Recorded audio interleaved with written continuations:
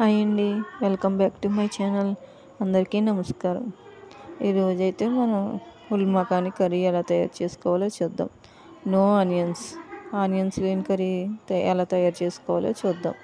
ముందుగా గ్యాస్ మీద బాండి పెట్టుకుని అందులో ఆయిల్ పోసుకుని ఫుల్ మకానీ దోరగా వేపుకోవాలి.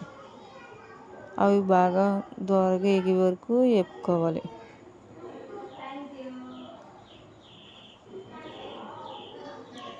అవి బాగా పెద్ద మంట పెట్టుకోకుండా చిన్న మంట మీదే వేగనివ్వాలి. అవి ఎలా వేగినాయో లేదో ఒకసారి చేతితో ఇలా నలిపి చూస్తే అవి చిట్లినట్టు ఉంటాయి. అవి అయిన తర్వాత పల్లీలు ఆయిల్ లేకుండా వేపుకోవాలి. నువ్వులను పల్లీలు వేపుకోవాలి. 2 స్పూన్లు నువ్వులు కొన్ని పల్లీలు వేసుకుని అవి వేపుకోవాలి. అవి వేగిన తర్వాత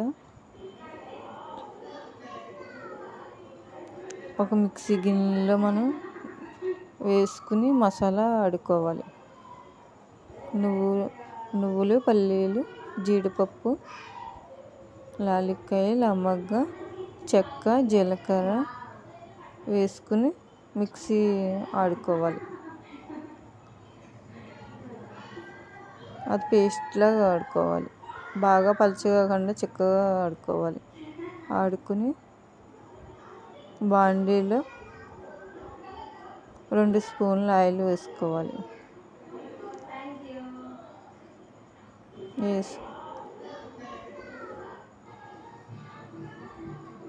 బాండీలో ఆయిల్ వేసుకుని లాలిక్కాయ లవంగ జీలకర్ర బిర్యానీ ఆకు వేసుకుని కరివేపాకు వేసుకుని వేపుకున్న తర్వాత మనం ముందుగా మసాలా ఆడుకున్నది బాగా వేగనివ్వాలి. అది పేస్ట్ మొదలని చిన్న మంట మీద పెట్టుకుని బాగా వేపుకోవాలి. అలాగే 2 టమాటాలను కూడా మిక్సీలో ఆడుకుని మెత్తగా ఆడుకొని వేసుకోవాలి. అందులో అవి వేసుకుని బాగా వేగనివ్వాలి. పచ్చి వాసన పోయే వరకు వేగనివ్వాలి.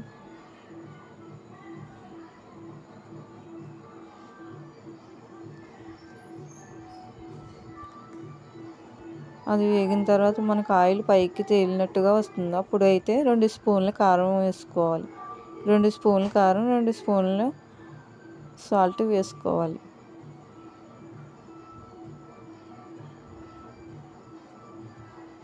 అది వేసుకుని బాగా కలుపుకోవాలి. అది బాగా వేగాలి. అవి వేగిన తర్వాత జీడిపప్పు వేసుకోవాలి.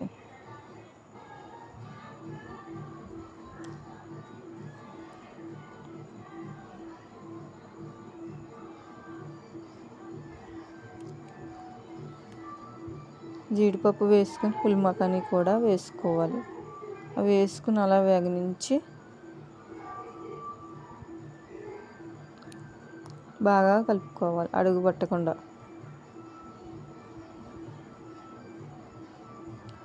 మనం వాటర్ అయితే 1 కప్పు 2 కప్పులు వేసుకోవాలి. అవి వేసుకుని బాగా దగ్గరకు వచ్చే వరకు మరిగించుకోవాలి. అది మరిగించుకుని మనం చికెన్ మసాలా కొంచెం వేసుకోవాలి. 1 స్పూన్ వేసుకుంటే సరిపోద్ది. అది దగ్గర పడిందో లేదో ఒకసారి చూసుకుని కలుపుకోవాలి.